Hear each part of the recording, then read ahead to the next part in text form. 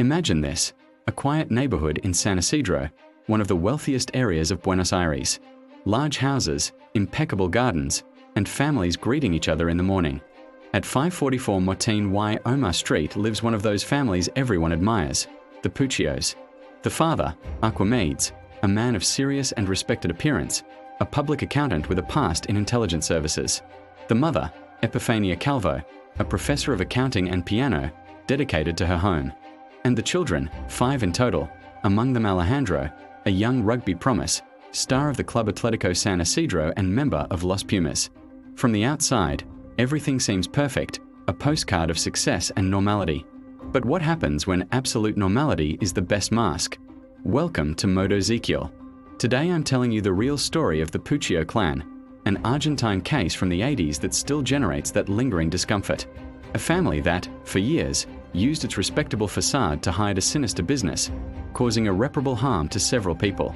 And nobody, absolutely nobody, connected the dots in time. It all began on July 22, 1982. Ricardo Manukian, a 23-year-old young man, friend, and rugby teammate of Alejandro Puccio, simply did not return home. His family, owners of a supermarket chain, received a call. They demanded a ransom of $250,000. The family paid, hoping to see him again. But Ricardo never appeared. 9 days later, his body was found with 3 gunshot wounds to the head. Trust had been broken, and the terror had just begun. Meanwhile, at the Puccio house, life went on. Archimedes tended to his small business of water sports equipment on the ground floor and was known to the neighbors as the crazy man with a broom, always sweeping the sidewalk. The family participated in the social life of the neighborhood, seemingly oblivious to the tragedy they themselves had created. The most disturbing thing is not just what was happening, but where it was happening. In the same house. In the basement of that impeccable home, where neighbors saw normal lights and heard laughter, the victims were held. While upstairs, life went on as if nothing was wrong. The clan did not act alone.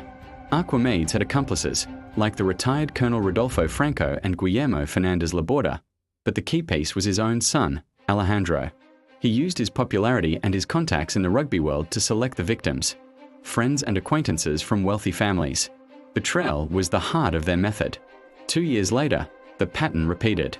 Eduardo Orlet, another young businessman and engineer, also an acquaintance of Alejandro, was kidnapped.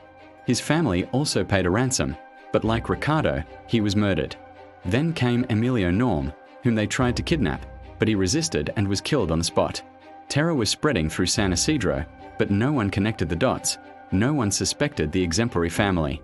And what is truly chilling is this: no one suspected. The neighbors saw an unimpeachable family. The authorities, perhaps due to Archimedes' old contacts, did not connect the signals. That gave them time, years of time, to repeat the pattern over and over again. And if this is giving you that uncomfortable feeling in your chest, it's because cases like this remind us how fragile blind trust is. If you don't want to miss stories that make you question everything that seems normal, subscribe now and activate the bell, because these stories don't end when you turn off the screen. The fatal mistake for the clan came in 1985. They kidnapped Nolita Bellini de Prado, a 58-year-old businesswoman. They held her captive in the basement for 32 long days. But this time, something went wrong with the ransom collection. The police, who were already suspicious, followed the lead. On the night of August 23, 1985, special forces stormed the house at 544 Martin y Omar. They found Nolita tied to the basement floor, alive. For the first time, someone survived to tell the horror from within. The entire country was shocked. The Puccio's facade crumbled, revealing the macabre truth. The father, mother, and children were arrested. The case uncovered how a seemingly normal family had hidden so much harm for so long. And although the legal consequences came, the question remains: how could something like this be repeated for so long without anyone noticing anything? Thanks for coming this far with me on ModoZekiel. Cases like this are not for morbid curiosity, they are for us to reflect, to look more closely at what surrounds us. Because sometimes, the most disturbing thing is not what is seen, it is what we all decide not to see.